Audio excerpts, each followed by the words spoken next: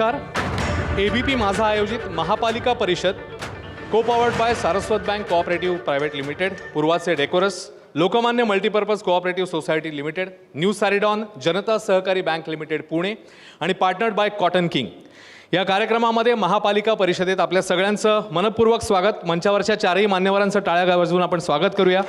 पाचही मान्यवर आहेत किंबहुना.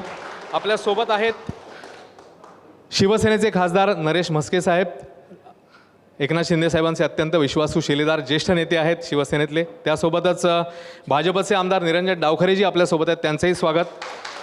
माझ्या उजव्या बाजूला महिला ब्रिगेडचं प्रतिनिधित्व या पॅनलमध्ये करतायत अजित पवारांच्या राष्ट्रवादीच्या आमदार सना मलिकजी, त्यांचंही स्वागत. आणि त्यासोबतच तिकडे ठाकरेंच्या शिवसेनेचे आणि त्यासोबतच मनसेचे प्रतिनिधी आहेत आपल्यासोबत आहेत. मनसे ठाणे जिल्हाध्यक्ष अविनाश जाधवजी आणि ठाकरेंच्या शिवसेनेचे प्रवक्ते अनिश गाडवेजी. आपल्या सगळ्यांचं मनपूर्वक स्वागत. आणि जसं आपण आपल्या सगळ्यांनाच माहिती आहे, आता म्हणजे क्रिकेटच्या परिभाषेत बोलायचं झालं तर प्रचाराच्या आता स्लॉग ओव्हर सुरू आहेत आणि आपल्या सगळ्यांची गोलंदाजी, आपल्या सगळ्या प्रमुख नेत्यांची गोलंदाजी आम्ही गेले काही दिवस ऐकतो. आज अर्थातच त्या अर्थी सभांचा शेवटचा दिवस आणि उद्यापासून मग सगळ्यांना वेध लागतील ते मतदानाचे. आणि या सगळ्या दिवसांमध्ये म्हणजे निवडणूक सुरू जाहीर झाल्यापासून ते आता आजच्या दिवसाकडे आपण आलेलो आहे. ज्या पद्धतीने सगळा प्रचार झाला, त्याच्यानंतर त्याच्यातले वेगवेगळे मुद्दे असतील किंवा काय म्हणूया आपण धार्मिक या बाबींचाही उल्लेख झाला, त्यानंतर काही विकासाचे मुद्दे समोर आले, काही प्रश्न समस्या, या सगळ्यांचा धांडोळा MMR रिजन हा जर आपण विचार केला तर त्या दृष्टीने घेणार आहोत. कारण या महापालिका MMR रिजनमधल्या आपल्या सगळ्यांच्या पक्षांच्या दृष्टीने फार महत्त्वाच्या आहेत. खरं तर सगळ्याच महत्त्वाच्या आहेत, पण महापालिका MMR रिजनमधल्या त्या अर्थी खूप महत्त्वाच्या आहेत. रणधुमाळी तर सगळीकडे सुरू आहे. आणि आता बघूया या सगळ्या मान्यवरांचं या सगळ्याबद्दल काय म्हणणं आहे. सगळ्यात सुरुवातीला मी निरंजन डावखरेजी यांच्याकडे जाईन. निरंजन डावखरेजी, आपले नेते म्हणाले होते की 29 महापालिकांच्या निवडणूक होत आहेत, 26 जवळपास 25-26 महापालिकेत आपला महापौर बसणार असं कॉन्फिडेंटली त्यांनी सांगितलं होतं. आज प्रचाराचा त्या अर्थी म्हणजे सभांच्या दृष्टिकोनातनं तसं बघितलं तर ही जसं आपण म्हटलं शेवटची ओव्हर आहे. तर आज काय भावना आहेत मनामध्ये पक्षाच्या तुमच्या, काय किती कॉन्फिडंट आहात तुम्ही 29 पैकी 26? 29 पैकी 26पेक्षा जास्तच खरं तर येतील असा पूर्ण विश्वास मला आहे. कारण आपण नगरपालिकेलाही बघितलं की ज्या पद्धतीने लोकांनी विकासाला भरभरून मत दिलं आणि माननीय फडणवीस साहेबांच्या नेतृत्वामध्ये राज्य सरकार ज्यावेळेस काम करते, माननीय शिंदे साहेबांची त्याच्यामध्ये साथ आहे, अजितदादा आहेत, याच्यामुळे निश्चितपणे जे काम राज्यामध्ये होतं आहे त्याच्यावरती विश्वास ठेवून लोकांनी भरभरून मतदान नगरपालिकेलाही केलं. या महानगरपालिकेलाही ज्या 29 महानगरपालिका आहेत त्याच्यामध्ये मेजॉरिटी या 26पेक्षा जास्त महानगरपालिका या निश्चितपणे महायुतीला भेटणार आहेत. त्याच्यात मुंबई ठाणे दोन्ही आहे, सगळे आहेत. ठीक आहे. आपण जाऊया अविनाश जाधव यांच्याकडे. अविनाश जाधवजी, कॉन्फिडंट आहेत ते 29 पैकी 26 महापालिका, त्याच्यामध्ये मुंबई ठाणे दोन्हीमध्ये त्यांचा महापौर बसणार आहे. मला ते बोलले ना आता की नगरपरिषदेला पंचायत आणि नगरपरिषदेनं आपण पाहिलं की लोकांनी त्यांच्यावर भरभरून प्रेम केलं. ते अंबरनाथ बदलापूरमधनं पैशाचे बंडल बाहेर येत होते जे रात्रभर वाटत होतात. ती मतं त्याच्यावर आहेत, यांची मतं नाही आहे. तो भारतीय जनता, मी आता मगाशी एका नेत्यांशी बोलत होतो, म्हटलं लक्ष ठेवा कधी तुमचा पक्ष गळतील तुम्हाला पण कळणार नाही. कारण पैशाचा एवढा माप वापर होतो ना की शेवटी कळत नाही. आता तुम्ही पाहिलात की जवळजवळ 64 जागा यांनी बिनविरोध केल्या. हे बिनविरोध ज्या निवडणुका झाल्या ना त्यातल्या अनेक जागा ह्या आमच्यासाठी C आणि D होत्या, तरी त्यांनी त्या केल्या. कारण त्यांना लोकांना दाखवून द्यायचं आहे की तुमच्या पुढे काय ना, आम्ही ठरवू काय करायचं ते, आमच्याकडे खूप पैसे आहेत, आम्ही त्यांना विकत घेऊ, मतदारांना विकत घेऊ, सत्ता आमचीच राहील. हा जो माज आहे ना, माज, तो मला वाटतं लोकांनी यांचा उतरवला पाहिजे. यांच्याकडे यांची मुलं नाही आहेत, यांच्याकडे उमेदवार कोण आहेत बघा. आता ठाणे महानगरपालिकेत बाहेरचेच सगळे उमेदवार आहेत. मूळ भारतीय जनता पक्षाचे किती उमेदवार आहेत एकदा शोधून बघा. ठीक आहे, नाही आहेत. सो यांच्याकडनं अशीच अपेक्षा बाळगू शकते तुम्ही 26 का 31 जिंकू शकता. काय भरोसा नाही बाबा भारतीय जनता. 2 बाजूच्या पण राज्यातल्या घेतील, गुजरातमधल्या पण 2 आम्ही जिंकलो. कारण जे लोक पैशाच्या जीवावर आहेत त्यांना काय करू शकतो, करा माज. पण एक लक्षात ठेवा, ह्या वेळेला ठाकरेंची तुमची गाठ आहे, त्यामुळे किती काय केलं तरी आम्ही तुम्हाला काय सोडणार नाही, एवढं नक्की. ठीक आहे. पुन्हा येतो तुमच्याकडे. नरेश म्हस्केजी इकडे आहेत. म्हस्केजी, थेट आरोप पुन्हा एकदा झालेला आहे. एक तर बिनविरोधचा मुद्दा आहेच की जो चर्चेमध्ये आहे आणि लोकांमध्ये त्याच्यामध्ये चर्चा आहे, नेत्यांमध्ये चर्चा आहे, पण त्यांचा जो मुद्दा आहे की पैसे वाटप आणि निवडणूक जिंका, हेच कल्चर आहे आता. हे बघा, मुळात ज्या जागा बिनविरोध झालेल्या आहेत त्या संदर्भात ते सातत्याने टीका करत आहेत की पैशाचा बाजार मांडला आहे. तुम्ही स्वतःचं आत्मपरीक्षण का करत नाही की तुम्हाला उमेदवार भेटू शकत नाही, ऐरे गैरे कोणतरी गोळा करायचे, त्याला AB फॉर्म द्यायचा आणि तो माणूस जेव्हा मतदारसंघामध्ये कार्यकर्ते गोळा करायला जातो तेव्हा 4 कार्यकर्तेसुद्धा त्याला जमत नाहीत आणि मग तो काय करतो, मला कशाला बळीचा बकरा बनवलं, त्यापेक्षा मी मागे घेतलेली बरी. हा का नाही तुम्ही विचार करत की या ठिकाणचं जे नेतृत्व आहे, समजा ठाकरेंचं जे नेतृत्व आहे ते कुचकामी ठरत आहे, ते लायक ठरत नाही आहे, त्यांना उमेदवार भेटत नाही आहेत. आता तुम्ही जर उभाटाचा विषय घेतला की ज्या जागा वर्षोनुवर्ष शिवसेना ज्यावेळी एकत्र होती त्या जिंकलेल्या आहेत, त्या ठिकाणी तुम्हाला उमेदवार भेटत नाही आहेत. तुमचा उमेदवार भेटला तर त्या निवडणूक केंद्रामध्ये जातो आणि अर्ज मागे घेतो. तुम्ही आत्मपरीक्षण का करत नाहीत की तुम्ही नेतृत्व करण्यासाठी लायक नाही आहात? ठाण्यामध्ये तुम्ही संपलेले आहात, कल्याणमध्ये तुम्ही संपलेले आहात, तुम्ही उमेदवार देऊ शकत नाही, तुम्हाला माणसं मिळत नाही आहेत, त्यामुळे तुमचं ते फेल्युअर आहे हे सुद्धा तुम्ही मान्य. ठीक आहे, त्यांच्याकडनं उत्तर घेऊया. हे म्हणतात तुमच्याकडे उमेदवार नाही आहेत, तुम्ही संपलेले आहात ठाणे आणि कल्याणमध्ये. म्हणून यांना माणसं पळवावी लागली. आमची माणसं अशी संरक्षणामध्ये आतमध्ये घेऊन गेली आणि हे म्हणतात आमच्याकडे उमेदवार नाहीत. आमचे उमेदवार कसे नेले गेले, किती आमचे उमेदवार तिथे स्ट्रगल करत होते 3:30 वाजेपर्यंत, 4 वाजेपर्यंत, शेवटचा फॉर्म आतमध्ये बादचा फॉर्म होईपर्यंत. आता विषय चाललाय जुनं कोण नवीन कोण, कोण ठाण्यातले कुठल्या जागा कोण कोण लढवत होतं. मग मुंबईमध्ये किती जागा लढवत आहेत जरा विचारा. भारतीय जनता पक्ष किती जागा लढवते जरा विचारा. मग मुंबई कोणाची होती? जुन्या शिवसेनेची गोष्ट करताय ना, ओरिजिनल शिवसेनेची. मग तेही तिथूनही सुरुवात होते. पहिली गोष्ट लक्षात घ्या, सत्तेसाठी MIM सोबत जाऊ शकतात, सत्तेसाठी तिकडे अंबरनाथमध्ये काँग्रेस सोबत जाऊ शकतात, सत्तेसाठी हे करतील ते हिंदुत्व आणि आम्ही करतो काय, तुमचा तो बाब्यानं आमचं ते काय कार्ट. असं होऊ शकत नाही. राजकारणात तुम्ही तुमच्या पद्धतीने पुढे पुढे जाता, तुम्ही तुमच्या पद्धतीने युती आघाड्या करता, जिथे पाहिजे तिथे घड्याळ घेता, जिथे पाहिजे तिथे इतर पक्षांना घेता आणि आता आम्हाला सांगता. सगळ्यात प्रथम ते म्हणतात तुमच्याकडे उमेदवारच नाही आहेत, तुम्हाला शोधावे लागले उमेदवार. ठिकाणी आम्ही मजबूतीने उभे आहोत. आता खरं तर खेदाने सांगावं असं वाटतं आणि हा प्रश्न खरं तर त्यांनाच विचारायला हवा की त्या उमेदवारांचे खरं तर CDR चेक करायला हवेत, त्यांचे बँक खाती चेक करायला हवीत. का आमचे उमेदवार गेले, कशासाठी, म्हणजे मनी पॉवर, मसल पॉवर ह्या सगळ्यांचा पुरेपूर वापर झालेला आहे. ठीक आहे, विचारूया. तुम्हाला काय ऍड करायचं होतं? नाही, मला ॲड करायचं होतं. ते म्हणाले की ठाकरे हा पक्ष संपलेला आहे, यांची काही ताकद नाही आहे. मी परत सांगतो, मग आम्हाला का कॉल करत होते? मला कॉल आले होते. मला पण कॉल आले होते यांच्या काही नेत्यांचे. अरे अविनाश जरा बघ ना, तो जरा येतोय का? म्हटलं साहेब तुम्ही मला सांगताय, जर आमची ताकद नाही आहे मग तुम्हाला ह्या गोष्टी का कराव्या लागतात? दोन्ही पक्षांकडनं आले होते, शिवसेना भाजप. अहो शिवसेना सगळ्यात आग्रही होती. कॉम्पिटिशन लागली होती 2 पक्षांमध्ये की कोणाचे सगळ्यात जास्त होतात.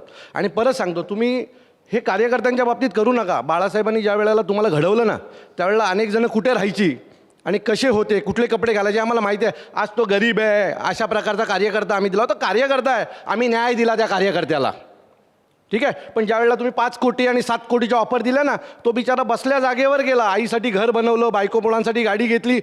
तो जो मुलगा आमच्याकडनं आम्ही जे दिले होते ना 20-25 हजार रुपये पगारावर कुठेतरी काम करणारा कार्यकर्ता होता, ज्याला आम्ही पुन्हा एकदा संधी दिली होती. पण तुमच्याकडे जो करोडोनी रुपये पैसे पडलेत ना, त्यांनी तुम्ही माच करतायत. सनाजी, ही सगळी भांडणं पाहिल्यावर असं वाटतं आपण स्वतंत्र लढतोय ते बरं आहे. खूप बरं आहे. कोणाची भांडणमध्ये आपल्याला पडायचं नाही, स्वतःचं स्वतः बघायचं. नंतर त्यांच्याकडेच जायचं परत.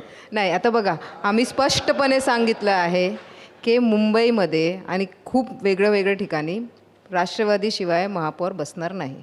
मुंबईमध्ये पण? मुंबईमध्ये मग तो कोणाचा बसणार? समजा एक थेट प्रश्न मी विचारतो, अशी परिस्थिती झाली की भाजप आणि ठाकरे जवळपास इक्वल सीटवर आहेत आणि तुमच्याकडे तो नंबर आहे जो डिसाईड करेल की महापौर कोण होईल, तुमचं पारडं कोणाच्या बाजूने? जे राष्ट्रवादीचे निवडून आलेले नगरसेवक असणार आणि आमचे वरिष्ठ असणार, त्यांच्यासोबत एकजुटीने बसून जे डिस्कशन झालं, जे निर्णय घेतील ते होणार. पण आत्ता तर थेट नवाबजींना विरोध केला होता यांच्या पार्टीने की नवाब मलिक जर असतील तर आम्ही चर्चेलाच बसणार नाही. तरीसुद्धा तुम्ही कॉन्फिडंट नाही आहात की नाही आता त्यांच्याबरोबर आम्ही जाणार नाही? अजूनही ठरलेलं नाही आहे म्हणजे? अशी स्थिती निर्माण झाली, त्यांना बसायलाच लागणार. तुम्ही बसणार का त्यांच्याबरोबर? ते तर तुम्हाला घेतीलच, तुम्ही बसणार का? बघा, जेव्हा पॉलिटिक्समध्ये आपण बोलते तेव्हा आपली इंडिव्हिज्युअल आपण स्टँड घेऊ शकत नाही. पार्टीचे काय स्टँड आहे ते आमचे वरिष्ठ आमच्यासोबत बसून कारण मुंबईमध्ये आपली एक कमिटी आहे. मुंबईमध्ये कमिटीच्या माध्यमातून आम्ही सगळे निवडणूकची तयारी केलं आहे. तिकडे कमिटी आमचे वरिष्ठ आणि निवडून आलेले जे नगरसेवक आहेत ते बसून डिसाईड करणार की आपल्याला काय करायचं आहे. जे आरोप झाले तुमच्यावर आणि आत्ताही जे होत आहेत की ज्या पद्धतीने पैशांची आमिषं दाखवली जात आहेत, त्याच्यानंतर काय म्हणूया आपण अशा पद्धतीने फोन केले जातात. अविनाश जाधवांनी तर स्वतःचा पण किस्सा सांगितला की मलाही फोन आले आणि चढावड होती दोन्ही पक्षांमध्ये की कशा पद्धतीने हे केलं जाईल. तुम्हाला खरंच वाटतं असं की अशा पद्धतीने निवडणुका लढून पुढची पिढी किंवा युवा पिढी खरंच मतदानाला भरभरून उतरेल? जे तुमचे नेते, सगळेच नेते खरं तर सांगतात की मोठ्या संख्येने मतदान करा. अशा पद्धतीने वातावरण निर्मिती झाल्यावर खरंच वाटतं तुम्हाला की लोक मोठ्या संख्येने मतदान करतील? नाही, मुळात ते जे म्हटले ते मला असं वाटतं नाच ना आहे अंगण तेढा. कारण ज्यावेळेस स्वतः आपल्याला निवडणुकीमध्ये अपयश दिसतंय त्यावेळेस मग वोट चोरीचा आरोप करायचा, त्याच्यामध्ये मग EVM हॅकिंगचा आरोप करायचा. आपल्याला अपयश दिसतंय, आता त्या अपयशाचं खापर कशावर फोडायचं, त्याच्यामुळे हा एक नरेटिव्ह सेट करण्याचा त्यांचा प्रयत्न आहे असं माझं म्हणणं आहे. आणि त्याचबरोबर ते मागाशी बोलताना म्हटले की भारतीय जनता पार्टीने बाहेरनं आणलेले जर उमेदवार असं त्यांचं म्हणणं आहे, तर माझं असं त्यांना म्हणणं आहे की त्यांचा कदाचित ठाण्यामध्ये वावर कमी झाला आहे या निवडणुकीच्या काळामध्ये. कारण आम्ही 5 मंडळाध्यक्ष जे आमच्या संघटनेचे आहेत त्यांना उमेदवारी दिली, 8 म्हणजे 3 माजी मंडळाध्यक्ष आहेत यांना संधी दिली. आणि त्याच्यामुळे या निवडणुकीमध्ये जास्तीत जास्त संघटनेतल्या लोकांना आपण जबाबदारी दिली. मी तुम्हाला नावासहित सांगतो, आम्ही 8 मंडळाध्यक्ष म्हणजे 3 माजी मंडळाध्यक्ष, त्याच्यामध्ये 5 मंडळाध्यक्ष आणि त्याच्यामध्ये आम्ही मुस्लिम उमेदवार पण दिलेत आणि आम्हाला चांगला रिस्पॉन्स त्याच्यामध्येही भेटतो आहे. परळीमध्ये तुम्ही देखील गेलात MIM सोबत, म्हणजे हे असं फ्लेक्झिबिलिटीचं ठरलेलं आहे का? कारण त्यांनी पण उत्तर थेट दिलं नाही की आम्ही जाऊ किंवा नाही जाऊ. फ्लेक्झिबल आहात तुम्ही अजूनही? बघा, परळीसारख्या एक छोट्या नगरपरिषदेच्या ठिकाणी ज्या पदाधिकाऱ्यांनी MIM बरोबर जाण्याचा प्रयत्न केला त्याच्यावरती ताबडतोब आम्ही कार्यवाही केली.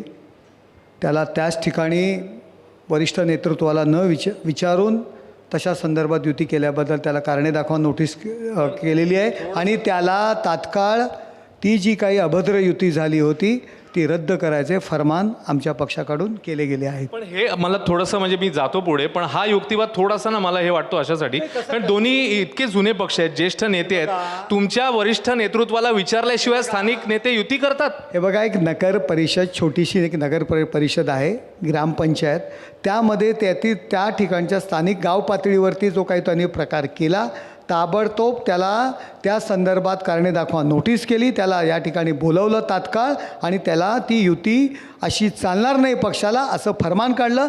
नगर परिषदा असतील, छोट्या छोट्या ग्रामपंचायतच्या निवडणुका त्या चिन्हावर होत नाहीत आणि त्यामुळे तशा पद्धतीने त्यांनी जे काही इक्वेशन करण्याचा प्रयत्न केला चिन्हावर नाही झाला म्हणून चालेल. बघा, त्याच्यावरती आम्ही कारवाई केलेली आहे. वरिष्ठ नेतृत्वाला न विचारता त्यांनी केल्याबद्दल त्याच्यावरती कारवाई. या उलट आपण जर पाहिलं असेल लोकसभा विधानसभा निवडणुकीला या UBTच्या ह्याच्यामध्ये हिरवे झेंडे वापरले गेले. तो ठीक आहे, विचारूया ना आपण त्यांना. आपले प्रतिनिधी आहेत, प्रतिनिधी मौलवी यांना मशिदीमधून आदेश द्यायला लावलेले आहेत. तेव्हा कुठे गेली बाळासाहेबांचं हिंदुत्व? हिंदू हृदय सम्राट म्हणण्याकरता यांना लाजा वाटत होत्या. बाळासाहेबांचा एकेरी उल्लेख करत होते. ह्यांनी काय आम्हाला शिकवावं हिंदुत्व यांनी खुर्ची करता ज्या दिवशी काँग्रेसच्या बरोबर गेले ना त्या दिवशी खुर्ची करता काँग्रेसबरोबर गेले, त्याचवेळी यांनी हिंदुत्व सोडलेलं आहे आणि त्याचं उत्तर या जनतेने लोकसभा विधानसभा आणि झालेल्या नगरपालिका निवडणुकीत दिलं आहे. आणि आता या महानगरपालिकेच्या निवडणुकीत मुंबईसह इतर सर्व महानगरपालिका आणि नगरपालिकेमध्ये त्याचं उत्तर मिळणार आहे. पण काँग्रेससोबत गेले म्हणून तुम्ही म्हणताय की त्यांनी हिंदुत्व सोडलं, मग तुमच्या मित्रपक्षांनी काँग्रेसचे नगरसेवक घेतले, त्याचं काय करायचं? बघा, काँग्रेसचं जे मुस्लिम धोरण आहे, मुस्लिम धार्जिणं जे मतांकरता जे लाचारी काँग्रेस पत्करतं त्या भूमिकेशी हिंदू हृदय सम्राट म्हणण्याकरता यांना लाज वाटते स्टेजवर ना. तो मुद्दा कळला. मी काय विचारतोय की यांनी जे नगरसेवक घेतले त्याचं काय करायचं मग काँग्रेसचं? त्या ठिकाणी मग ते म्हणजे काँग्रेस पक्ष नको, त्यांचे नगरसेवक चालतील? बघा, त्या गाव पातळीवरचं जे इक्वेशन होतं त्यानंतर स्वतः देवेंद्रजींनी त्यांनी जे केलेली कृती आहे ती चुकीची आहे हे स्वतः तुमच्या ABP मधूनच त्यांनी ठीक आहे, विचारूया आपण. निरंजन, आणि ते काँग्रेसचे जे नगरसेवक तुम्ही म्हणताय त्या लोकांनी पक्षाकडनं त्यांच्या फारकत घेतले, त्यांना त्यांच्या पक्षाचं ध्येय धोरणच नाही पटलं.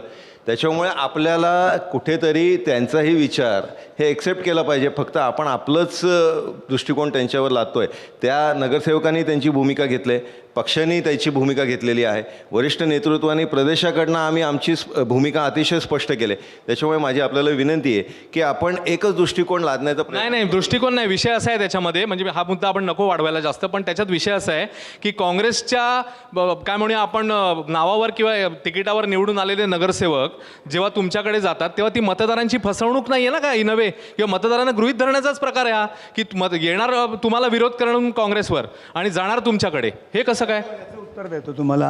आज जर आमच्यावर अशा पद्धतीने टीका होतील, ज्यावेळी नवनिर्माण सेनेची, महाराष्ट्र नवनिर्माण सेनेची निर्मिती झाली तेव्हा उद्धव ठाकरे यांचे विचार पटले नाहीत, त्यांची एकाधिकारशाही पटली नाही आणि म्हणून शिवसेनेतनं फुटून नवनिर्माण सेना, महाराष्ट्र नवनिर्माण सेना पक्ष नवीन तयार झाला आणि 20 वर्षानंतर तुमचे विचार जेव्हा पटायला लागले तेव्हा तुम्ही पुन्हा एकत्र येत आहेत. ते 20 ते 25 वर्षामध्ये जी तुमच्यासोबत गेलेली पिढी, जी नवनिर्माण सेनेमध्ये शिवसेनेत काय ॲक्टिव्ह असताना ती तुमच्यासोबत आली, आज 40 वर्ष त्यांच्या आयुष्याची राखरांगोळी झाली, तेव्हा तुम्हाला हे समजलं नाही? ठीक आहे, तुम्ही धोरण बदललं ना. विचारूया. धोरण बदललंय तुम्ही असं म्हणतात ते, आणि तुमच्यावर आरोप. मुद्दा काय होता आपला? काँग्रेसचे नगरसेवक तिथे गेले, काय नरेश मस्केनी पलटी मारली आणि कुठे घेऊन गेले? अरे एक मिनटं, तुम्ही कुठे घेऊन गेलात विषयाला? म्हणजे आम्ही बोलतोय काँग्रेसचे नगरसेवक शुद्ध कसे झाले आणि तुम्ही बोलताय की 2 भावांचे 40 वर्ष वाया गेली. अहो, नरेश मस्के नेरेटिव्ह पसरवण्यामध्ये उत्तम आहेत, त्यांना माहिती आहे की अंगाशी येतं आहे, लगेच त्यांनी ढकललं आमच्याकडे. मी परत सांगतो, 2 भाऊ एकत्र मराठी माणसासाठी आलेत. हां, तुम्ही जी काही भारतीय जनता पक्षाबरोबर जाऊन मराठी माणसाचा वाटोळं करताय ना, त्याच्यासाठी आम्ही एकत्र आलो आहे. महाराष्ट्रापुढे घराण्याचे वेगळे हो, आम्हाला काय घरची भांडणं आम्ही संपवली महाराष्ट्रापुढे. पुढे बोला, त्याच्यापुढे काय? अहो किती अजून 40 वर्षांनी संपवली असती, तुम्हाला दुःख काय? ज्यावेळेस तुम्ही विकासावर प्रश्न विचाराल, ज्यावेळेस तुम्ही मुद्द्यांवर प्रश्न विचाराल, वंदे मातरम, जय श्रीराम किंवा हिंदुत्व इथपर्यंत. आता मला हिंदुत्वाची यांनी खरं तर व्याख्या सांगावी. हिंदुत्व म्हणजे तेच आम्ही देवेंद्रजींना, महाराष्ट्राच्या मुख्यमंत्र्यांना अस्सलाम वालेकुम बोलताना ऐकलं, ते हिंदुत्व आहे का? त्यानंतर आशिष शेलारांना आम्ही मैं आशिष कुरेशी हो म्हणतं, ते हिंदुत्व आहे का? बरं, सगळं सोडा, तुम्ही आमच्याकडे मतं येतात मुसलमानांची, ते काय देशाचे नागरिक नाहीत. बरं, त्याच्याही पुढे जाऊन मी सांगतो, मग अब्दुल सत्तारांचं मत, जिशान सिद्दीकींचं मत, किंवा हसन मुश्रीफांचं मत, MIMच्या 2 आमदारांचं मत, सनाताईंचं मत, किंवा सपाच्या अबू आझमीचं, रईस शेखांचं मत, तुम्हाला 23चा कोटा विधान परिषदेला साहेबांच्याच वेळेस तो कोटा पूर्ण करण्यासाठी ती मतं मुस्लिम आमदारांची चालतात, ते हिंदुत्व. आणि आम्ही करू, मगाचाच माझा डायलॉग पुन्हा, आमचा तो बाब्या आणि तुमचं ते काय कार्ट. विचारूया. मी येतो तुमच्याकडे, पण सनाजींना मला विचारावं लागेल पुन्हा एकदा. सनाजी, हे सगळं एकीकडे चालू असताना आपला पक्ष मुंबईमध्ये ज्या पद्धतीने लढतोय, वेगवेगळ्या ठिकाणी लढतोय, आणि मुंबईत जर विचार केला तर काँग्रेस वंचित सोबत आहे, त्याच्यानंतर MIM आहे, आपण आहात, तर मुस्लिम मतांचं विभाजन होणार हे तर स्पष्ट आहे जवळपास, पण त्याचा फायदा आपल्याला होऊ शकतो का सध्याच्या घडीमध्ये, ज्या पद्धतीने सगळ्या घडामोडीचा? गेल्या 1 आठवड्यात जे आपल्याला दिसतंय की काँग्रेस आणि भाजपा, ज्यांना A टीम B टीम म्हणत होती, आता काँग्रेसने खुल्लम खुल्ला प्यार करेंगे, BJPने बी खुल्लम खुल्ला प्यार करेंगे चालू केलं आहे. तर कोणी कोणासोबत जाणार त्यांना माहीत नाही. दुसरं, आम्ही तो सांगताय आम्ही महायुतीमध्ये, महाराष्ट्र सरकारमध्ये सामील आहे, पण आमचं पॉलिटिकल ॲडजस्टमेंट आहे, आम्ही आमची विचारधारावर कधी कॉम्प्रोमाइज करणार नाही. आता तुम्ही माझ्या मतदारसंघात या किंवा माझ्या आसपासचे जे मतदारसंघ आहेत तिकडे या, पूर्णपणे मुस्लिम मतदार आमच्यासोबत आहे. MIM सोबत पण नाही जाणार, कारण त्यांनी पण दार उघडलं आहे. खुल्लम खुल्ला हम भी प्यार करेंगे, दरवाजे खुले हैं, आइए गले लगे, जिधर ज़रूरत होगी उधर हम खड़े रहेंगे. तो B टीम बोलने वाले खुद एक टीम हो गई है. तो इसी तरीके से पूरे महाराष्ट्र में जब मैं नगर पालिका और नगर परिषद के चुनाव में घूम रही थी, तो आम्ही बघितलं की मोठ्या संख्येने मुस्लिम मतदार दादांसोबत उभे राहिलं आणि फक्त तिथे नाही, त्यांनी निवडून पण आणलं आहे.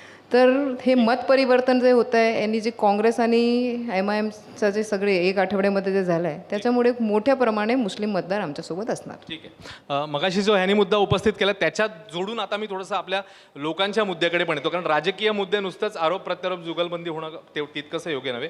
हे यांनी उपस्थित केलेले मुद्दे तर आहेतच, याशिवाय या निवडणुकीमध्ये आपल्याला आपले नेते काय किंवा एकूणातच नेते काय विकासाच्या मुद्द्यावर किंवा लोकांचे जे प्रश्न आहेत, मुंबईसारखं जर शहर घेतलं आपण, प्रदूषणाचा प्रश्न आहे, रस्त्यांचे प्रश्न आहेत, या सगळ्यावर कुठे बोलताना दिसत आहेत का हो नेते? हे बघा की हे काही ठाणे महानगरपालिका असेल, इतर महानगरपालिका असेल, जे आपण राजकारण पाहतो आहे केवळ टीकाटिप्पणी महापौर कोण, कुठल्या धर्माचा, कुठल्या जातीचा, कुठल्या प्रांताचा, ही जी निवडणूक ह्या वळणावरती जर कोणी घेऊन गेलं असेल तर UBTने ही निवडणूक त्या वळणावरती घेऊन गेलेले आहेत. कारण तुम्हाला मी सांगतो की यामध्ये महाराष्ट्र नवनिर्माण सेना असेल, UBT असेल. आज मी तुम्हाला ठाण्याचं उदाहरण देतो की ठाण्यामध्ये जर महाराष्ट्र नवनिर्माण सेना UBT बरोबर नसते तर ते 10 उमेदवारसुद्धा UBT देऊ शकली नसती. एवढी वाईट अवस्था या ठाण्यामध्ये UBTची झालेली आहे. आणि केवळ भावनिक वातावरण तयार करायचं मुंबईमध्ये सुद्धा राजसाहेबांना त्यांनी जवळ घेऊन जी काय उरली सुरलेली टिकवण्याचा प्रयत्न केला आहे आणि तो विषय मराठी हिंदू या ठिकाणी वळवण्याचा प्रयत्न केला. त्यांनीच केला फक्त. हा UBT आणि मग मोहम्मद लँड वगैरे जे बोलले ते कोण बोललं? हे जे काही हा सगळा जो प्रकार आहे, हा जो काही सगळा प्रकार आहे, हा फक्त स्वतःचं जे काही स्थान आहे, स्वतःची सुरक्षा आणि स्वतःचं एक नाव मुंबईत राखण्यासाठी एक नवनिर्माण सेनेच्या खांद्यावरती बंदूक ठेवून करण्याचा प्रयत्न UBTने केलेला आहे. या निवडणुकीमध्ये खरं तर मला तुमच्याकडनं, म्हणजे युवा नेतृत्व आहे खरं तर इकडे, तर काय तुम्हाला आज प्रश्न दिसत आहेत? तरुणांचे असतील, मुंबईकरांचे असतील, किंवा आपण म्हणूया शहरातले, कारण जसं मी म्हणतो प्रदूषण असेल, रस्ते असेल, बेसिक सोयीसुविधांवर आज आपण बोलत आहोत का? मुळात तुमचं निरीक्षण काय आहे एक युवा प्रतिनिधी म्हणून, युवा पिढीचा प्रतिनिधी आणि युवा आमदार म्हणून पण तुमचं निरीक्षण काय? आज खरंच विकासाचे मुद्दे किंवा लोकांचे प्रश्न या प्रचारामध्ये दिसत आहेत का?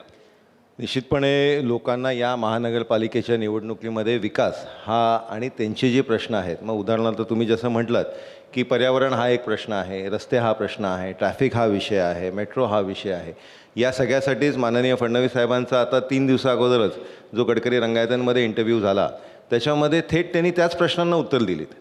ते कुठलंही राजकीय भाषण न करता जी काही ठाणेकरांची मूळ प्रश्न आहेत त्या सगळ्या प्रश्नांवरती उत्तर देण्याचं काम हे भारतीय जनता पार्टीच्या माध्यमाने आमच्या सर्वोच्च नेतृत्वाने केलेलं आहे. त्याचबरोबर आमचा जो जाहीरनामा आहे त्याच्यामध्येही आम्ही आवर्जून त्याच विषयांना हात घातला आहे. आमचं जे उद्देश आहे, जे धोरण आहे ते काय असेल हे त्या जाहीरनाम्यामध्ये आम्ही स्पष्टपणे मांडलेलं आहे. आणि मगाशी अविनाशजींनी सांगितलं की आमच्या दोघांच्याही निवडणुकीला त्यांचा साथ होता, निश्चितपणे होता, आणि याच्या पुढेही त्यांचा साथ राहील असंही मी ठामपणे सांगतो. कारण ब्रेकिंग न्यूज आहे इकडे, एवढं भांडून परत साथीला येणार आहेत. काय हे परत काय हे मॅच फिक्सिंग आहे परत? एक लक्षात ठेवा, आत्ता आमचा साथीदार उभाटा आहे आणि आम्ही त्यांच्याशी प्रामाणिक राहणार, का आम्ही प्रामाणिक कार्यकर्ते आहोत. आता भारतीय जनता पक्षाला सवय, आज नरेश मस्के, उद्या राष्ट्रवादी, मग असंही होऊ शकतं, ते असे पण येऊ शकतात, काही भरोसा नाही आहे. त्याच्यामुळे माझं मत आहे ठीक आहे, सगळं ठीक आहे. आपण आमच्या ठाण्याबद्दल कधी बोलणार आहोत? ठाण्याच्या धरणाचं काय? मागील 20 वर्ष झाली आम्हाला पाण्याचं धरण येणार होतं, नवी मुंबईने मागणी येऊन केलं, आमचं अजून झालं नाही. ठाण्यातल्या घोडबंदरच्या ट्रॅफिकमध्ये आम्ही ज्या वेळेला वसईवरनं ठाण्यात येतो आम्हाला 4-4 तास लागतात, आम्हाला भिवंडीवरनं ठाण्यात यायला 2.5 तास लागतात. अहो, अख्खं समृद्धी महामार्ग बनला, पण तो आमचा खारेगावचा एक तो छोटासा 200 मीटरचा ब्रिज आहे तो बनत नाही आहे. त्या बॉटलनेकमुळे ते रस्त्याची भिवंडीपर्यंत जी ट्रॅफिक जाते, इकडनं ही ट्रॅफिक उपमुख्यमंत्र्यांच्या घरापर्यंत येते, याच्यावर कोणीच बोलत नाही आहे. ठाण्यातले डम्पिंग ग्राउंडचं काय झालं? दिव्यातला डम्पिंग ग्राउंडचं काय होणार आहे? त्या दिवावासियांना आयुष्यभर हाच श्वास घ्यायचा का? बरं, आमच्यामध्ये आमच्या उपमुख्यमंत्री साहेबांनी आमचं क्लस्टर आणलं आहे, बरोबर आहे. आमच्या किसननगरचं 2009ला त्यांनी उद्घाटन केलं, 2012ला केलं, 2014ला केलं, 2018-19ला केलं, 2024ला केलं. अहो, होत तर काही नाही आहे, फक्त नारळ फोडतायत. हे जे मूळ मुद्दे आहेत ठाण्यातले, त्याच्यावर काय होणार आहे? विचार मी येतो तुमच्याकडे, सनाजींकडे पुन्हा एकदा जाईन, येतो तुमच्याकडे. जसं आपण आता बोलतोय राजकारण एका बाजूला राहील, पण खरंच लोकांचे प्रश्न तुम्ही मांडताय, बाकीचे पक्ष मांडतायत, तुमचं काय ऑब्झर्वेशन? पर्यावरणचा विषय जे आहे त्यावर मी first day my maiden speech was on RMC plan. त्या दिवशीपासून आजपर्यंत मी ते लढत माझी चालू आहे. दुसरी गिग वर्कर्सचा एक मोठा विषय आहे, त्याची प्रायव्हेट बिल मी टाकलं आहे. माझा पक्ष जे मला बॅकअप करतं आहे.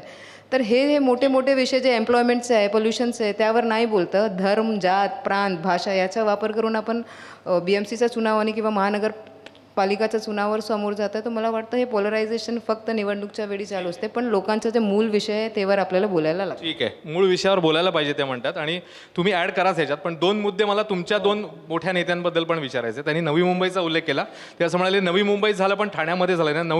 नवी मुंबईत गणेश नाईक आहेत, ठाण्यामध्ये एकनाथ शिंदे आहेत. हे बघा, त्यांनी क्लस्टरचा विषय काढला किसननगरच्या. जर आपण या क्षणाला आपला एखादा कॅमेरामन त्या ठिकाणी पाठवला, ऑलरेडी क्लस्टरचं काम सुरू झालेलं आहे, इमारती उभ्या राहिलेल्या आहेत, काही दिवसामध्ये लोक त्या ठिकाणी राहायला जाणार आहेत. ट्रॅफिकचा प्रश्न आहे, तुम्ही पाहताय ठाणा मेट्रोचं काम सुरू आहे, त्यामुळे त्या ठिकाणी ट्रॅफिक होते. आपण जर ह्या हायवेतनं तुम्ही येत असाल तेव्हा तुम्हाला रस्त्यामध्ये पिलर दिसतील, काम सुरू आहे. जो ईस्टर्न फ्रेवे विस्तार छेडानगर सरकार ते साकेत व्हाया आनंदनगर मुंबई ठाणे 30 मिनिटात सिग्नल मुक्त प्रवास काम सुरू आहे. समृद्धी महामार्गावरून येणारी वाहने ठाणे शहराला बायपास करून परस्पर मुंबईच्या दिशेने त्या ठिकाणी जाणार आहेत. अवजड वाहने जो कोस्टल रोड आपण करतोय, जो अहमदाबाद घोडबंदर मार्गे त्या ठिकाणी वाहने जातात, तो जो काही आनंदनगरपासून जो काही तो एक्सटर्न फ्रीवे होतो आहे क्लस्टर रोड, त्या ठिकाणी खारेगावला जाण्यात आहेत, खारेगावला नागलाबंदरला रोड, आणि काम सुरू आहे. बघा, काम सुरू आहे, इन्फ्रा वाढतं. इतक्या वर्ष तुम्ही ठाण्यासाठी काही केलं नाही, आता ठाण्यासाठी काम सुरू आहे. तुम्ही पाहता बोरिवली टनेलचं काम सुरू आहे, समोर प्रत्यक्ष दिसतं आहे. 20 मिनिटामध्ये तुम्ही बोरिवलीला पोहोचणार आहे, जिथे 1.5 2 तास लागतात. आणि काम सुरू असताना थोडंफार ट्रॅफिकचा त्रास होणार, परंतु काही दिवसात ट्रॅफिक मुक्त असं हे ठाणे शहर बनणार आहे. मस्के साहेब म्हणाले की आपण कॅमेरा घेऊन उंच उभ्या राहिलेल्या क्लस्टरच्या बिल्डिंग, मी नरेश मस्के आणि ABPचा कॅमेरा आत्ता जाऊया. ट्रान्झिट रूम बनवलेला तुम्ही लोकांना घरं दिली असं म्हणता, काय खोटं बोलताय तुम्ही? देणार नाही. नाही, तुम्ही म्हणाला काम उंच उंच इमारती तयार झाल्यात, आत्ता म्हणाले की नाही? अहो आत्ता म्हणालात तुम्ही, अहो आत्ता डायरेक्टली खोटं बोलताय. अहो ह्याच्या आधी तुम्ही काय म्हणताय? काय किती खोटं बोलणार? अहो खोटं बोलताय तुम्ही. आता एक काम करा, यात किसननगरला राहणाऱ्या लोकांची मतं घ्या. मी किसननगरला राहणाऱ्या लोकांची मतं घ्या. तुम्ही खोटं बोलताय, तुम्ही खोटं बोलताय. हा देश जो आहे कुणा जाती धर्मावर चालवायचा नसून तो संविधानिक तत्वाने संविधानावर चालवायचं हे अभिप्रेत असतानाही सत्तेच्या पैशाच्या आधारावर केवळ जात धर्म ह्याच गोष्टी का इथे उकरल्या जातात? शहरांमध्ये एवढं प्रदूषण वाढतंय, शहरांमध्ये खड्डेयुक्त रस्ते आहेत, शहरांमध्ये गलिच्छ वस्त्या सुधारणा घडत नाहीये, डम्पिंग ग्राउंड नाही, त्याचं काय? कोणाला हा प्रश्न कोणाला विचारताय तुम्ही? सगळ्या राजकीय सगळ्यांना विचारायचं आहे. नेत्यांना ठीक आहे, आपण मस्केजींपासून सुरुवात करूया, ते ज्येष्ठ आहेत. मस्केजी, आपण त्यांनी हा जो काही प्रश्न, एक जनरल प्रश्न त्यांनी विचारलेला आहे, ते आमचे इंदिसे साहेब आहेत की पूर्वी आमच्यामध्ये होते, काँग्रेसमध्ये होते, आता राष्ट्रवादीमध्ये आहेत, नंतर कुठे असतील माहीत नाही. परंतु आपण ठाणे शहरामधून जर तुम्ही पाहिलं तर ठाणे शहरामध्ये तुम्ही मला दाखवा, तुम्ही ठाणे शहरातले रस्ते बघा, ठाणे शहरातले गार्डन्स बघा. ठाणे शहर जर सुधारलं नसेल तर तुम्ही सांगा की ठाणे शहर सुधारलं नाही. पूर्वीचं गाव, आता तुम्ही ह्या ठिकाणी जरी आला असाल, हायवेच्या बाजूचं पूर्वीची ही वस्ती आणि आत्ताची ही वस्ती, त्या ठिकाणचे गार्डन्स, त्या ठिकाणचे रोड्स, ठाणे शहर हे बदललं आहे. मी म्हणत नाही त्याला आम्ही 100% सिंगापूर करू शकलो, परंतु 90% तरी या ठाणे शहरामध्ये रंगरूपडं आम्ही बदललेलं आहे. म्हणून ते असं म्हणाले की या निवडणुकीमध्ये जाती धर्म आणि याचे उल्लेख न करता प्रचार, असं ते म्हणाले. आता हे कोण करतंय? जाती धर्माचा उल्लेख कोण करतंय? कुणी सुरू केला हा विषय? मुंबईचा महापौर कोण होणार? कोणी सुरू केला? मुंबईचा महापौर उत्तर भारतीय होणार असं कोण म्हणाला मला सांगा? मुंबईचा महापौर उत्तर भारतीय होणार हे कुठल्याही पक्षाच्या नेत्यांनी म्हटलं नाही. नाही म्हटलं? मी सांगतो ना, मी बोलतो. हे बघा, एखाद्या पक्षामध्ये ते नेते नाही आहेत. कृपाशंकर सिंग नेते नाही आहेत. कृपाशंकर सिंग हे कार्यकर्ते आहेत, नेते नाहीत. तरी ते अशा महत्वाच्या विषयावर बोलू शकतात. कार्यकर्त्यांनी त्याचं, हे बघा, कृपाशंकर सिंग मुळात कल्चर कुठलं? काँग्रेसचं कल्चर. काँग्रेसमधून आलेली सर्व मंडळी आहेत. कुठल्याही भारतीय जनता पार्टीच्या नेत्यांनी, महायुतीच्या नेत्यांनी अशा आणि त्यांनी तसं म्हटल्यानंतर पार्टीतर्फे सुद्धा वक्तव्य जाहीरपणे आलेलं आहे की अशा पद्धतीच्या वक्तव्याला पार्टीचं पाठिंबा नाही. ते मग 66 उमेदवार जेव्हा ते अनुपस्थित झाले, तर काही लोकांना फोन आला होता, मग तुम्ही त्यांना थांबवू शकलात नाही, तुमचं फेल्युअर आहे का काय आहे? मला त्यांचा नव्हता आला, तुमच्या नेत्याचा फोन आला. नाव घेऊ महाग पडेल. मी नाव घेतलं तर महाग पडेल. मी म्हटलं की नाव घेईन. तुम्ही थांबवू का शकलात नाही? मोबाईल मध्ये मेसेज आहे. तुम्ही थांबवू का शकलात नाही? मी नाव घेतलं तर भूतपाई होईल, चालेल का? नाव घेऊन मेसेज आहे त्या नेत्याचा माझ्या मोबाईल मध्ये. थांबवू का शकलात नाही? अंगावर खेचून घेतो मला. मी नाव घेतलं तर मेसेज, माझं म्हणणं एवढंच आहे, तुम्हाला फोन आला, मेसेज घेऊन दाखवीन. कोणाचं नाव आहे? नरेश मस्केंनी सांगावं, चालेल. नरेश मस्केंनी सांगावं.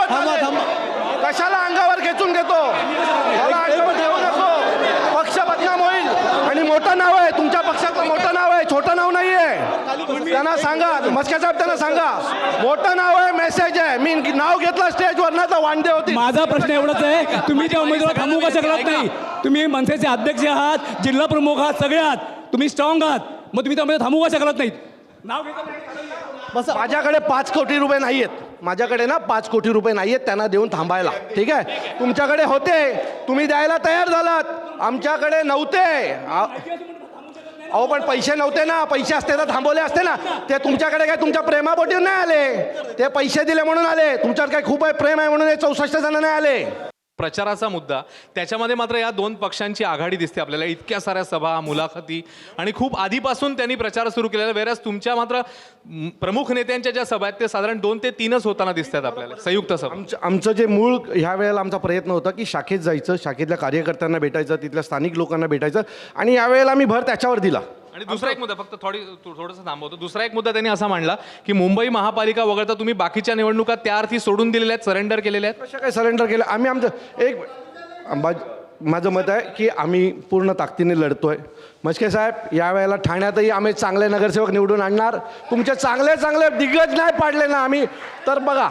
आणि दुसरी गोष्ट, अरे कारण अरे तयार केलंय तुम्ही लोकांनी, पैसे गेले, पोचले काल रात्रीपासून. पण त्याच्या पुढे जाऊन माझा एक महत्त्वाचा मुद्दा आहे. ते मगाशी म्हणाले की ठाणं खूप डेव्हलप झालेलं आहे, 90% झालेलं आहे. मग दिवा का नाही डेव्हलप झाला, मुंब्रा का नाही झाला, कळवा का नाही? जा चला. अरे मस्के साहेब, चला एक दिवस दिव्यामध्ये, इथे इंदिरानगर वगैरे त्या डोंगरात जाऊन जरा बघा काय परिस्थिती आहे लोकांची.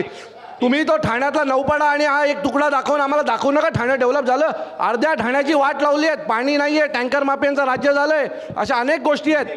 माझा असा प्रश्न आहे की माझीवाडा ते स्टेशनला जाईस तोपर्यंत एवढा ट्रॅफिक असतो की तिथून डायरेक्ट एंट्री पण नाही आहे. म्हणजे आपल्याला यू टर्न मारावा लागतो. कापूरबावडी, आशापुरा मंदिर ते इंडियन लायब्ररीपर्यंत तिकडे एवढा ट्रॅफिक असतो आणि 2 सिग्नल्स आहेत तिकडे, त्यामध्ये ते बंदच असतात, मोस्टली बंद असतात, आणि त्यामुळे ॲक्सिडेंट्स पण खूप होतात. घोडबंदरला कालच ॲक्सिडेंट झाला आहे, मग त्याचा जबाबदार कोण?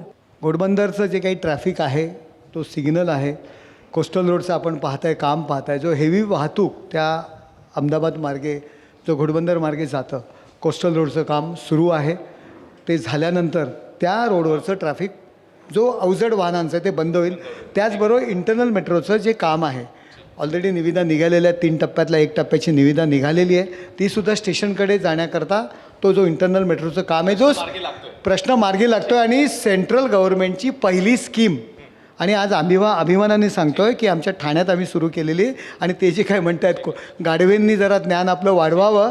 महाराष्ट्र शासनाचे कोस्टल रोडचे प्रोजेक्ट आहेत, MSRDC, MMRDA यांच्यामार्फत ते प्रोजेक्ट थोडंसं ज्ञान वाढवा. विचारे साहेबांकडनं ज्ञान घ्या थोडंसं. आत्ताच्या घडीला जसं आपण म्हणतोय की प्रचाराचा हा म्हणजे काय म्हणूया फायनल ओव्हर प्रचाराची, आणि आता 3 दिवसावर मतदान, मग मतमोजणी.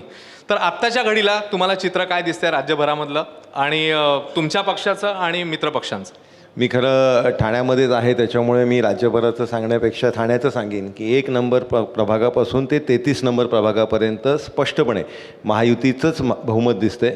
आणि 100पेक्षा जास्त नगरसेवक हे ठाणे महानगरपालिकेमध्ये महायुतीमध्ये निवडून येताना दिसत आहेत. नरेश मस्केजी, तुम्हालाही तोच प्रश्न. मगाशी तुम्ही खास करून सांगितलं की तुम्ही आत्ता रिझल्ट सांगताय, तर रिझल्ट सांगा, म्हणजे ABP माझावर सगळ्यात आधी ठाण्याचा निकाल आपण आपल्या प्रेक्षकांना सांगूया. राष्ट्रवादी जे घड्याळ आहे अजितदादांचं, त्याच्या 8 जागा येतील. किती? 8. त्यानंतर 16 जागा जितेंद्र आव्हाडांच्या येतील. जर राष्ट्रवादी घड्याळाच्या 4 आल्या तर त्या 20 होतील जितेंद्र आव्हाडांच्या. आणि बाकी सगळ्या उरलेल्या जागा शिवसेना आणि भाजपा महायुतीच्या सर्व जागा येतील. आणि हे जे UBT आहे, UBT आणि मनसे भोपळा 0. आणि मग महापौर शिवसेनेचा की भाजपचा? महापौर महायुतीचा होईल, यात कुठल्याही प्रकारची शंका नाही. 2 प्रॉमिसेस एकतर मुंबईसाठी, आणि तुमच्या इकडे सीटचा अंदाज काय तुम्हाला? सस्टेनेबल डेवलपमेंट एंड हम अपने मुंबईकर और पूरे जितने भी महानगर पालिका में लोग रह रहे त्यांचं स्टँडर्ड ऑफ लिव्हिंग कसं वाढणार, त्यावर आमचे मॅनिफेस्टो आम्ही रेडी केले. मॅनिफेस्टोवर खूप काही पॉईंट्स झाले. आता मला वाटतं 2 पॉईंट्स तुम्ही सांगा, तर sustainable development and standard of living. आणि नंबर ऑफ सीट्स प्रेडिक्शन? आमच्याशिवाय महापौर बसणार नाही. पण अंदाज द्या तर, फिगर तर सांगा. आमच्याशिवाय महापौर बसणार नाही. 16 तारखेला स्पष्ट तुम्हाला दिसणार. पण इकडचा की तिकडचा? दोघेच साईडचा आमचा ऑप्शन ओपन आहे. आम्हाला ठाण्यासाठी आम्ही काय करणार तर ठाण्याला स्वतःचं पाण्याचं धरण सगळ्यात पहिलं आणू आणि ठाण्याची जी घोडबंदरची ट्रॅफिक आहे ना, ज्यात लोक ट्रॅफिकमध्ये एखादी ॲम्ब्युलन्स अटकली तर त्याला जायचंच आहे, तर ते ठाण्याचं ट्रॅफिकमुक्त ठाणं करण्याचा आमचा प्रयत्न असेल. खूप मोठी आश्वासनं यांच्यासारखी आम्ही देणार नाही, कारण जे बोलतोय ते आम्हाला करायची इच्छा आहे, नावापुरतं. ठीक. सगळ्यात महत्त्वाचा मुद्दा भ्रष्टाचार मुक्त ठाणे करायचं आहे, कारण ठाणे महापालिकेत वर्धापन दिनाच्या दिवशी 25 लाखांची लाच घेताना अधिकारी पकडला गेला होता. ज्या टनलचा उल्लेख माननीय खासदार साहेबांनी केला, त्या टनलमध्ये 3300 कोटींचा सुप्रीम कोर्टाने व्यवहार काढला, मेघा इंजिनिअरिंग आणि LNTचा. हे सगळं ठाण्यामध्ये चालतंय 5-6 हजार कोटींच्या महापालिकेच्या बजेटमध्ये. ड्रग्ज मुक्त ठाणं झालं, नशामुक्त ठाणं झालं तर सुसंस्कृत ठाणं घडेल. ती सुरुवात आम्हाला इथे करायची आहे. ठीक आहे. मला असं वाटतं आपल्या सगळ्यांच्या समोर आता आम्ही हा सगळा पट ठेवतोय आणि सगळ्या नेते मंडळींनी खूप मनापासून बाजू मांडली, पोटतिडकीने प्रश्न मांडले. सगळ्यांचे मी खूप आभार मानीन. जसं आपण म्हणतो नेहमी की हा लोकशाहीचा उत्सव आहे आणि लोकशाहीचं मंदिर आहे. आपल्या सगळ्यांना अधिकार बजवायचा आहे आणि या सगळ्या मंडळींच्या पक्षांच्या बाजू ऐकल्यानंतर आता मतदारांनीही ठरवायचं आहे की नेमक्या कुणाच्या बाजूने कौल द्यायचा आहे. आज इतक्या या महत्त्वाच्या महापालिका परिषदेसाठी आपण सगळ्यांनी वेळ दिलात. आपल्या सगळ्यांचे मनापासून आभार. आपल्या सगळ्या पक्षांना या निवडणुकीसाठी, आपल्या पुढच्या वाटचालीसाठी मी मनापासून शुभेच्छा देतो. आणि या सगळ्या व्यस्त शेड्यूलमध्ये आपण वेळ काढलात सगळ्या मंडळींनी, त्याबद्दल आमच्या चॅनलच्या वतीने मनपूर्वक धन्यवाद.